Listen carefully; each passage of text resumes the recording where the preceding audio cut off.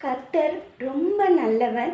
இப்போ கெட்டவங்களா இருக்கிற நம்மள என்ன செய்றோம், இவ்வளோ தூரம் நம்ம கஷ்டப்பட்டு வேலை பார்க்கறது, உழைக்கிறது எல்லாமே யாருக்காண்டி?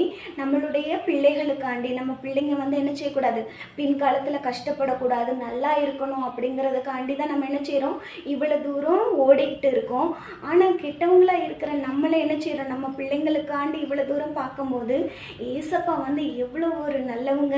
அவங்க நம்மளுக்காண்டி என்ன செய்வாங்க, எப்பவுமே நல்லது மட்டும்தான் செய்வாங்க. நான் சில நேரம் சோதனைகள் வரலாம். அது வந்து எதுக்கா இருக்கும், நம்ம ஏதாவது ஒரு தப்பு பண்ணியிருப்போம். அதிலிருந்து நம்மளை திருத்துறதுக்காண்டி இருக்கலாம், நம்மளை ஆசீர்வதிக்கிறதுக்காண்டி இருக்கலாம், நம்மளை ஒரு நல்ல வழியில் நடத்துறதுக்காண்டி இருக்கலாம். ஸோ என்றைக்குமே ஏசப்பா வந்து நம்மளுக்கு நல்லதை மட்டும்தான் செய்வாங்க.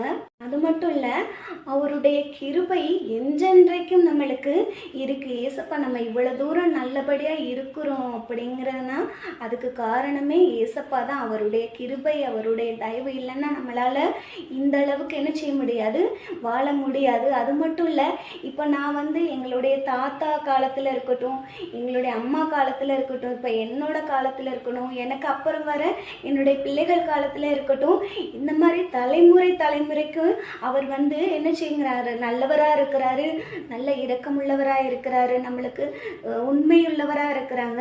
ஆனால் நம்ம தான் என்ன செய்கிறோம், அவருடைய அன்பில் இருந்து தூரம் விலகி போயிட்டுருக்கோம். ஆனால் ஏசப்பா எப்போவுமே நல்லவர். அவருடைய கிருபை என்றென்றைக்கும், அவருடைய உண்மை தலைமுறைக்கும் உள்ளது.